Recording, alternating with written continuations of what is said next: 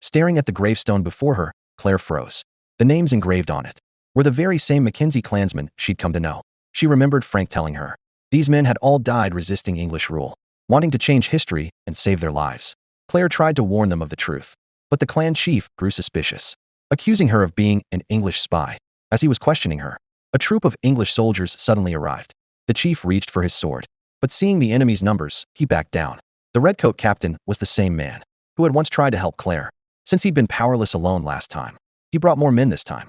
He asked again if Claire was being held against her will. Though still under suspicion, Claire knew the Scots had treated her as a guest, so she turned down his offer. The captain didn't press her, but said their commander wanted to see her, with no way to refuse. Claire and the clan chief followed the redcoats to their camp, though the Scots were unwelcome there. Claire, as an Englishwoman, received special treatment.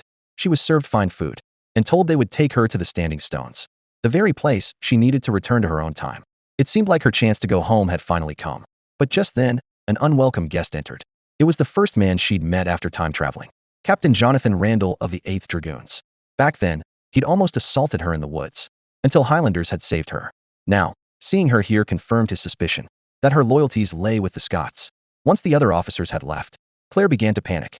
Despite his calm demeanor while shaving, Randall was infamous for cruelty. She also realized the razor he used once belonged to her husband, which meant Randall was likely Frank's ancestor. Claire considered claiming to be his descendant's wife, but knew he wouldn't buy it. From how he treated his own men, she knew that falling into his hands was the worst fate imaginable. All he wanted was to know who Claire really was. So Claire wove a tearful, heartfelt lie, but Randall wasn't fooled. Just as she feared she'd be imprisoned, he made her an offer: spy on the Scots and report back to him, and he'd let her walk free. It was tempting, but Claire refused. She only wanted to return to the Stones. Seeing her unwavering resolve, Randall said no more. He called in a guard. Claire thought he was about to release her. She was about to thank him when he suddenly punched her to the ground. Then he ordered the guard to kick her. The soldier hesitated, not wanting to hurt a woman, but fearing his ruthless commander. He obeyed, kicking the fallen Claire. Just then, the Mackenzie chief burst in. Seeing the scene, he was furious. He lifted Claire from the floor and declared he was taking her with him. If Randall tried to stop him, they'd go to war right there.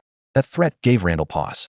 He didn't want open conflict yet, so he allowed the chief to take her, but warned they must return her by sunset tomorrow. To him, Claire was now a criminal of England. If she wasn't returned, he'd accuse them of harboring a fugitive and use it as a pretext for war. Thanks to the chief, Claire escaped Randall's clutches.